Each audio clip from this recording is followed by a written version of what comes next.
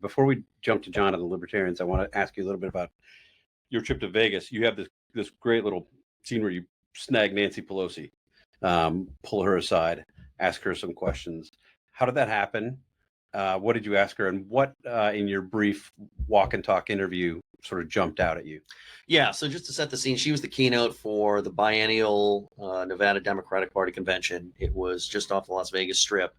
And I was there because I wanted to talk to Democratic activists in a battleground state where Biden's struggling to see how they feel.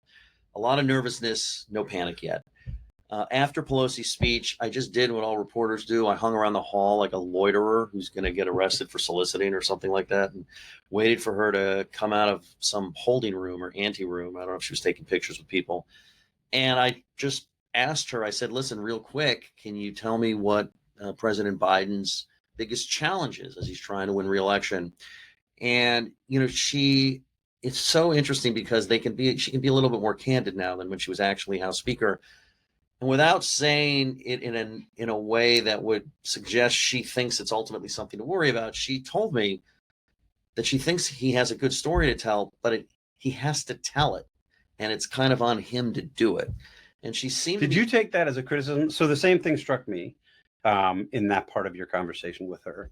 And the way that at least it read on the page, might have been different as you spoke to her, was that she was sort of in the mindset, no big deal, everything's fine, you know, things are going well. I mean, her quote to you was, if public sentiment's going to prevail, people have to know about Biden's successes, and we just have to make sure they know. And it sounds like she's reducing it to a messaging problem. Isn't there a substance problem? And did she seem that aloof when you're talking to her? So Democrats, I don't, and happens in every election with both parties, I don't think Democrats believe they have an overriding substance problem. And look, from a Democratic Party point of view, if you look at all of the things that Biden has accomplished domestically, I can understand why they don't believe they have a substance problem. And I leave it for others to decide whether they do. I think what they recognize is that they have a president who may not be seen as an effective messenger by voters for all sorts of reasons. And I think that what she was gently saying was, don't assume that people are aware of everything you've been doing for them. You have to make sure they know. You have to drive it home. I mean, I feel like that's all they're doing. Honestly, I feel like that is what the Biden team has been doing from the beginning of this year, going back even further. At the White House, the Biden campaign, again and again and again, we are told, in effect, hey, everything's going great. You all just don't get it.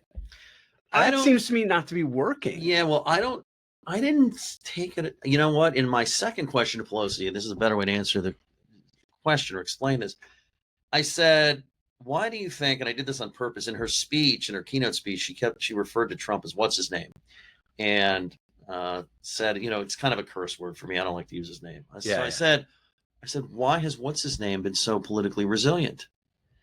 And she said, well, I don't know if I agree with that.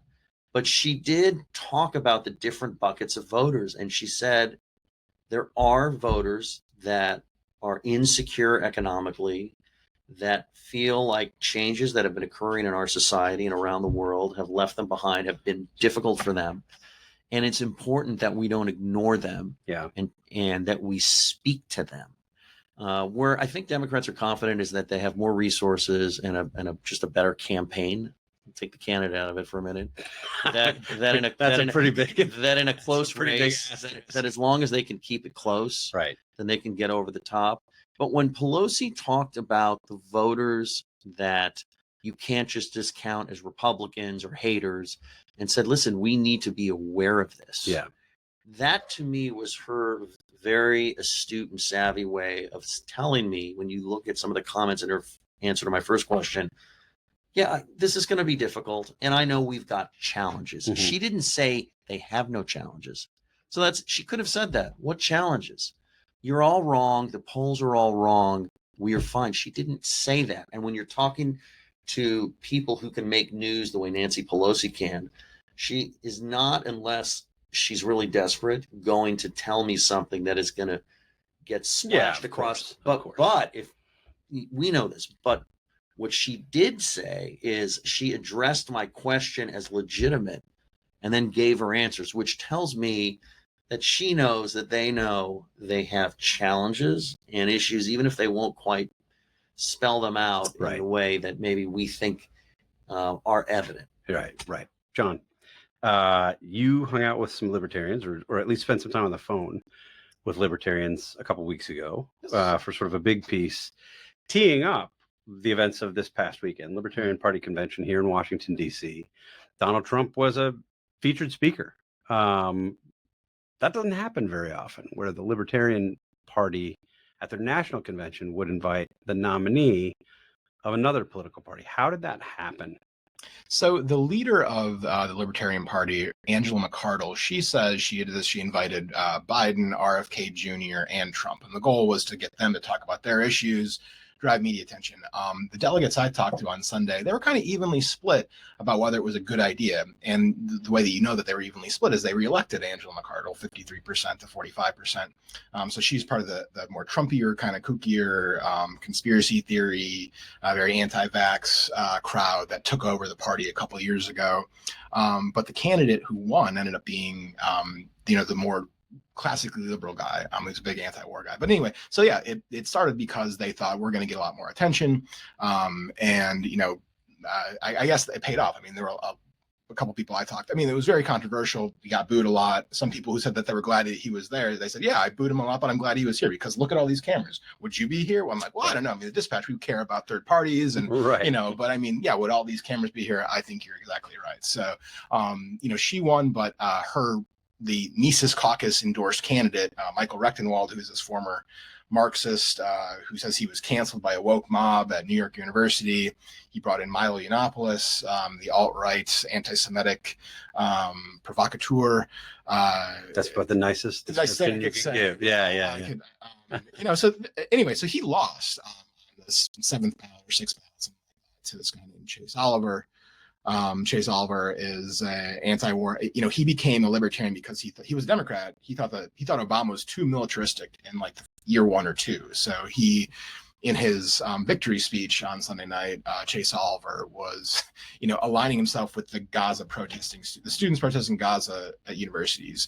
He said, and the genocide. It was, so I mean, that's in a way. So I mean, so the Trumpier candidate lost, which in a way, I think that helps Trump, right? I mean, if you have so Rechtenwald supports abortion bans at the state level throughout pregnancy. Chase Oliver, the nominee, he's pro-choice. He thinks there should be a federal law protecting abortion. And again, like he's calling Israel's actions in Gaza genocide. I'm the only one who will say this. RFK won't say this, Biden won't say this, Trump won't say this, but stop the genocide, ceasefire now. So in my view, I mean, this guy's actually going to be on the ballot in 37 states, including almost all the battlegrounds. Yeah. He'll be definitely a write-in in Pennsylvania. That's the one where it's kind of uncertain. So I don't know. I mean, will he get a percentage point? Will it be less?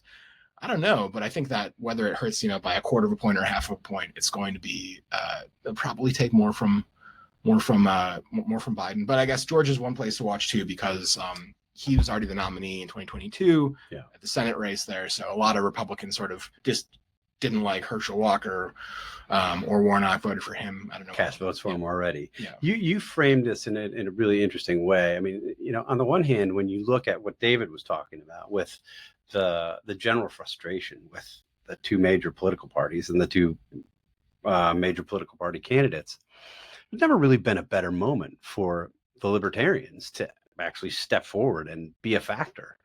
And I think this is true. I mean, the Libertarian Party itself, more than sort of the libertarian movement or classical liberal movement, has had sort of a checkered past, been problematic candidates.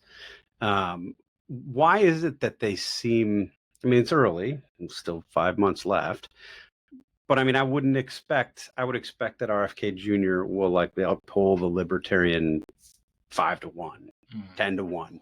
Why haven't the Libertarians been able to take advantage of this moment when frustration of the two major parties is so high to make an argument, to make a case? I think it's because the internal dynamics of the party, so there are 800 people who show up as delegates, and it's very easy to become a delegate. If you show up, I talked to one guy in Tennessee, he became state party chairman by like showing up to his local county meeting. They're like, oh, you're the one who lives in the county, so you're county chair. And then he becomes state party chairman a week later. So the 800 people who show up, I mean, these are really hardcore, their own kind of weird politics and weird issues. And so there was an internal backlash within the Libertarian Party against the normal Republican retreads, as they call it, Gary Johnson and Bill Weld, especially Weld, who was a moderate Northeastern governor. Republican. Who were the 2016. The 2016. You know, ticket. and so the backlash occurred in 2022. This is when the kookier anti-vax leadership, the Mises Caucus, took over. You know, there's always been that strain of like Ron Paul's racist newsletters.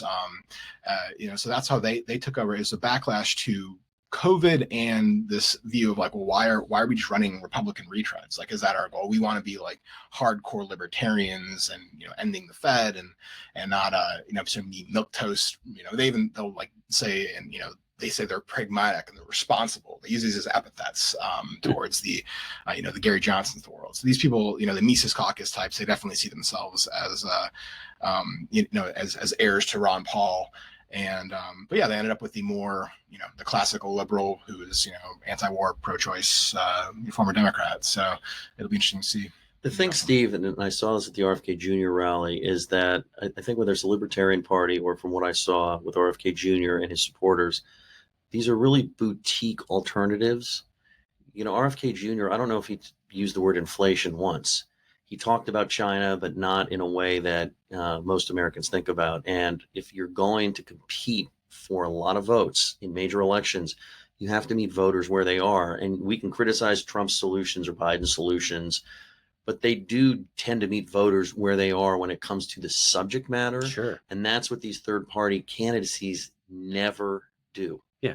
Well, and I appreciate when you said earlier, you go there and you take these voters, the people who show up at these rallies, seriously. You take their complaints and their concerns, the reasons that they're there seriously. We should do that. I mean, I think it's important. It shouldn't stop us when they say kooky things from saying, yeah, that's a kooky thing to say. But I think it's important to take people seriously. I would say the reporting leading up to 2016 didn't do that enough with Trump voters. But I was probably guilty of that some myself. Guys, thanks for joining. This was great. Thank Appreciate you. it.